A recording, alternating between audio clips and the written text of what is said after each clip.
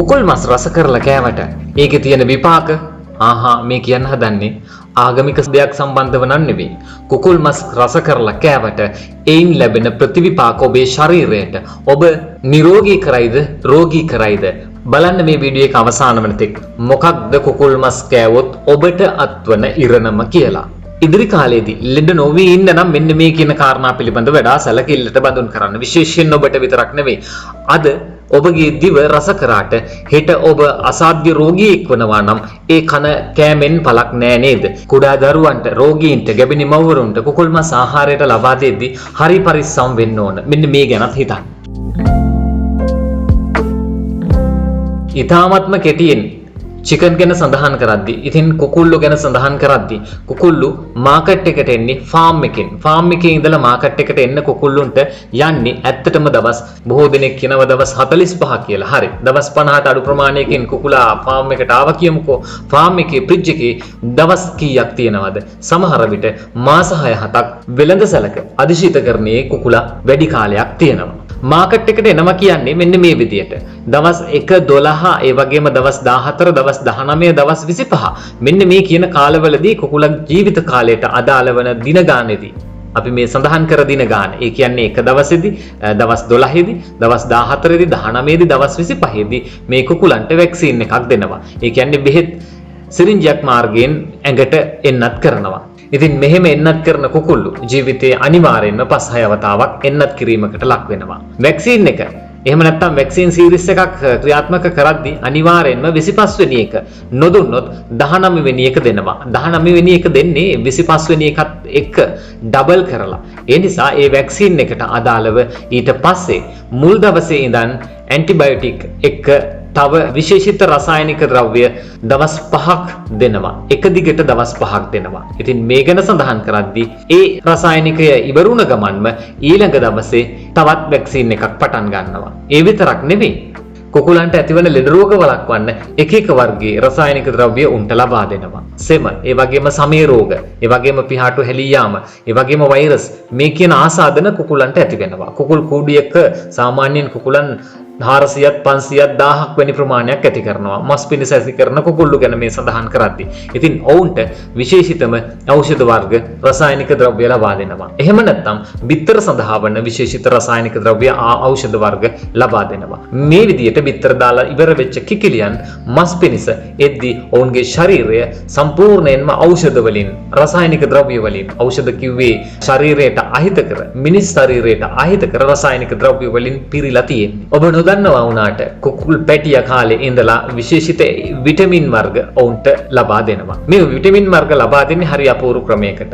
කුකුලන්ට බොන්න වතුර දෙනකොට ඒ වතුරට කවලම් කරලා ලීටරයකට මිලිලීටර් ප්‍රමාණය බැගින් කවලම් කරලා තමයි ඔවුන්ට බීමට සලස්වන්නේ. මේ ගැන සඳහන් කරද්දී හරි ඛේදජනක කතාවක් තියෙනවා.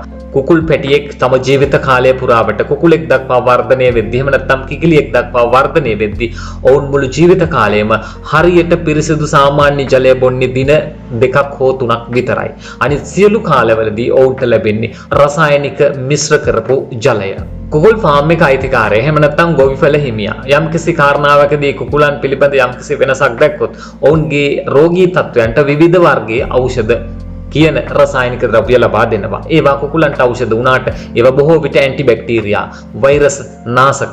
ඒවා සාමාන්‍ය මිනිස්සුන්ට සම්පූර්ණයෙන්ම ශරීරයට අහිතකර බවයි විශේෂඥයින් සඳහන් කරන්නේ. සාමාන්‍ය කුකුලෙක් දවස් 21ක් වෙද්දී සම්පූර්ණ ශරීරයම සාන්ද්‍රගත වෙලා තියෙනවා රසායනික ද්‍රව්‍ය වලින්. ඉතින් දවස් 21කින් පස්සේ මේ ජීවත් වෙන කුකුලගේ ඉරණම තීරණය වන්නට බොහෝ විට ඉඩකඩ තිබෙනවා. ඒ දවස් 21ත් දවස් 45ත් අතර කාලය තුලදී. ඉතින් මේ වගේ සත්තුන්ට බූස්ටර්, ස්ටාර්ටර්, ග්‍රෝවර්, ෆිනිෂර් විදිහට විවිධ රසායනික ද්‍රව්‍ය ශරීරයට ලබා දෙනවා. සතාගේ බර හදන්නම හදපු විශේෂිත රසායනික වර්ගයක් තමයි මේ විදිහට ලබා දෙන්නේ. මේ මොනතරම් අහිතකර දේවල්ද කියනවා නම් තව නොදත් කාරණා කිහිපයකුත් කියන්න අවශ්‍යයි. ඒ තමයි දවස් 19න් දෙන වැක්සින් එක දුන්නාම සමහර වෙලාවට එදාම ඒ සත්තු මාකට් එකට එනවා. ඒ විතරක් නෙවෙයි පැකට් කරලා සුපිරි වෙළඳ සැල් වලට එනවා.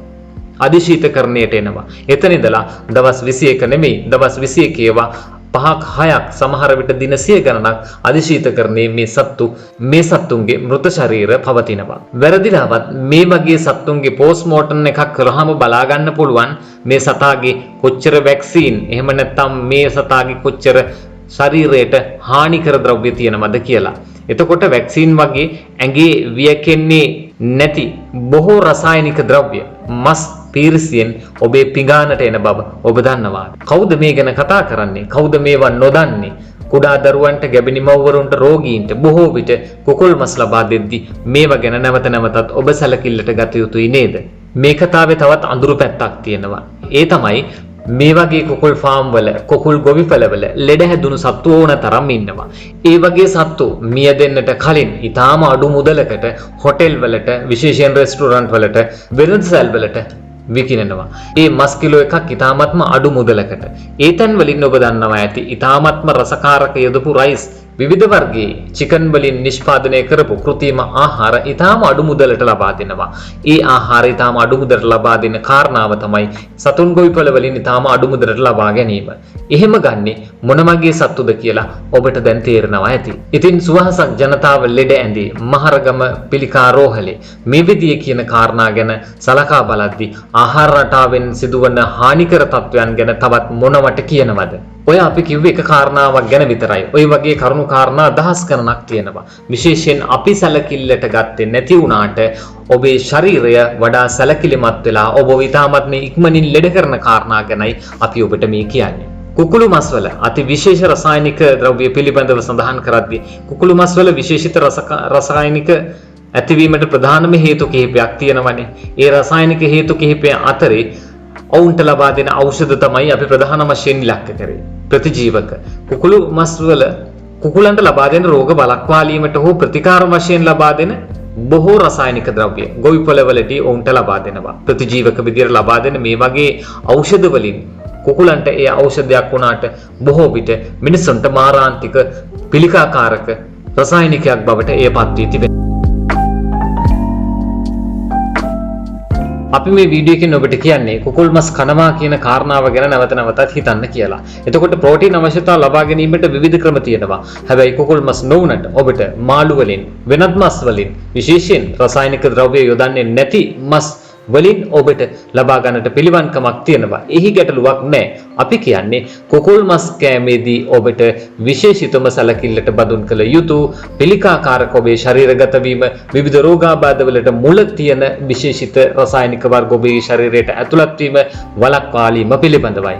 ඉතින් කුකුළු මස් පිළිබඳව ඔබ වඩා සැලකිලිමත් විය යුතුයි. කුකුළු මස් වලින් කරන නිෂ්පාදන පිළිබඳව ඔබ වඩා සැලකිලිමත් විය යුතුයි. ඒ නිසා ඔබගේ ශරීර සෞඛ්‍ය ගැන හිතන්න. ඔබේ දරුවාගේ ශරීර සෞඛ්‍ය ගැන හිතන්න. ලෙඩ රෝග වලට අතවනන මාරාන්තික ආහාර වලින් ඉවත් වෙමු. ඒ පිළිබඳවයි අපි මේ වීඩියෝ එකකින් ඔබ දැනුවත් කරේ. ඔබගේ අදහස් පහළ කමෙන්ට් තීරුවේ කමෙන්ට් කරන්න.